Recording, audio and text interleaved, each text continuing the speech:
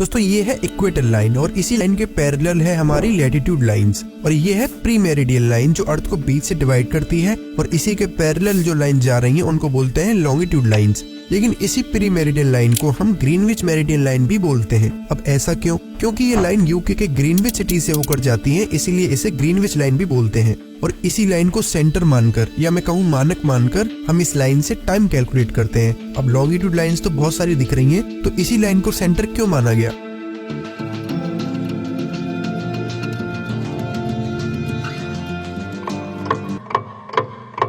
1884 Washington DC में एक meeting होती है जिसमें ये डिसाइड किया जाता है कि ये जो लाइन ग्रीनविच जा रही है इसी को सेंटर मानकर अब से टाइम कैलकुलेट होगा। क्योंकि उस टाइम पर जब कोई ट्रेन या शिप एक जगह से दूसरी जगह जाता था तब बहुत कंफ्यूजन होती थी और क्योंकि ब्रिटिशर्स का राज आधी से ज्यादा दुनिया पर था इसीलिए उन्होंने यूके वाली लॉन्गिट्यूड लाइन को सेंटर माना और इस लाइन के बेसिस पर टाइम कैलकुलेट करना स्टार्ट कर दिया। GMT माइनस या GMT प्लस ऐसा साइन आपने टाइम जोन्स में देखा होगा। इस GMT की फुल फॉर्म होती है ग्रीनविच मीन टाइम जोन। चलिए अब देखते हैं कि ये टाइम एक्चुअली में कैलकुलेट कैसे होता है। आपको ये तो पता ही होगा कि एक दिन में 24 घंटे होते हैं एंड हमारी अर्थ इन 24 घंटों में अपना एक पूरा चक्कर कर लेती है, मतलब कि पूरी 360 डिग्री घूम जाती है, तभी तो एक चक्कर होगा। अब इसी को कैलकुलेट करें तो 24 घंटों में 360 डिग्री, तो एक घंटे में अर्थ 15 डिग्री रोटेट करेगी। और इसे फर्दर डिवाइड करके मिनट्स में निकालें तो एक घंटे को मिनट्स में कन्वर्ट करो, निकल के आएगा कि 4 मिनट में अर्थ 1 डिग्री रोटेट करती है। यहाँ तक तो सिंपल कैलकुलेशन थी, कुछ याद करने की जरूरत नहीं है।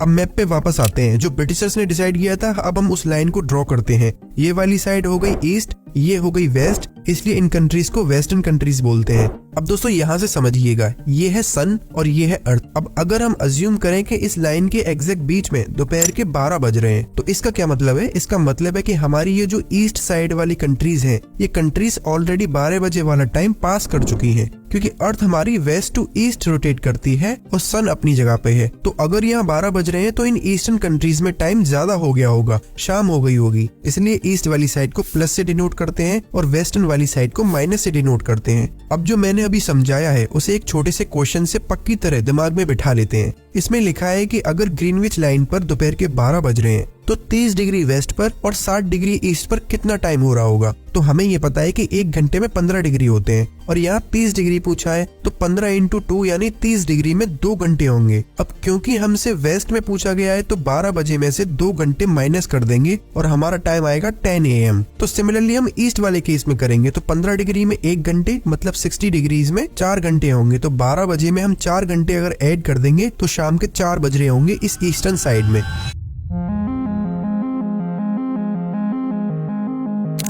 अब यहाँ पर आपको और अच्छे से समझ में आ जाएगा। इस टाइम जोन के डायग्राम को देखो, ये ईस्ट वाली साइड है इसलिए टाइम जोन्स में प्लस लिखा है और वेस्ट साइड में माइनस है। टोटल 24 घंटे होते हैं, तो 12 घंटे प्लस के इधर और 12 घंटे माइनस के इधर। ये है हमारी ग्रीनविच लाइन जो हमने सेंटर मानी थी। इस लाइन के 7.5 डिग्री राइट और 7.5 डिग्री लेफ्ट, मतलब टोटल 15 डिग्री की ये जो बेल्ट बन रही है इसी को बोलते हैं GMT यानी ग्रीनविच मीन टाइम। इसका मतलब इस बेल्ट के अंदर की जितनी भी कंट्रीज हैं, चाहे वो किसी भी पॉइंट पर हो, ये पॉइंट या ये, इन सब का टाइम सेम रहेगा। सिमिलरली जैसे ही हम 15 डिग्री ईस्ट में जाएं तो टाइम +1 हो जाएगा और 15 डिग्री जाएं तो +2 हो जाएगा। अब यहाँ इस बेल्ट पे जो जो कंट्रीज हैं उनका टाइम सेम रहेगा। अब दोस्तों कुछ कंट्रीज ऐसी भी होती हैं जो GMT टाइम जोन से आधा 1 घंटे का ऊपर नीचे टाइम जोन कर लेती हैं, एक बैलेंस बनाने के लिए। मतलब ये कुछ कंट्रीज 1 आवर वाला रूल फॉलो ना करके आधा या 1 घंटा अपने टाइम जोन में ऐड कर देती हैं ताकि उनके कंट्री का टाइम जोन एडजस्ट रहे। एक एग्जांपल से समझाता हूँ। इस टाइम जोन वाले मैप को देखिए, इसमें इंडिया पहले वाले पार्ट में +5 टाइम जोन है एंड दूसरे वाले भाग में +6 टाइम जोन शो कर रहा है और दोनों ही लाइन इंडिया से होकर जा रही है। अब इंडिया चाहता तो 2 टाइम जोन बना लेता जैसे ऑस्ट्रेलिया ने बना रखे हैं, लेकिन इंडिया ने ऐसा नहीं किया। इंडिया ने अपना एक अलग टाइम जोन बनाया, इंडियन स्टैंडर्ड टाइम यानी IST। इसमें इंडिया ने क्या किया कि यहाँ मिडिल में इन दोनों लाइंस के बीच में एक लाइन खींच दी +5 और +6 के बीच में, तो ये हो गया +5:30 टाइम जोन। तो इसका मतलब है कि इस GMT पर 12 बज रहे होंगे तो पूरे इंडिया में गुजरात से लेकर अरुणाचल प्रदेश तक 5:30 बज रहे होंगे शाम के।